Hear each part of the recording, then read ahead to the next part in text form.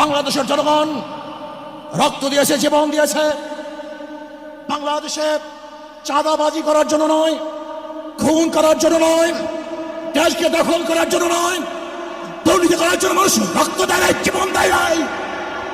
বাংলাদেশের মানুষ জীবন দিয়েছিল, মানুষ মুক্তি পাবে, শান্তি পাবে। আমার গরিব দুঃখী মানুষ ক্ষুধার্ত থাকবে না। বাংলাদেশের একজন মানুষও খোলা আকাশের নিচে থাকবে না।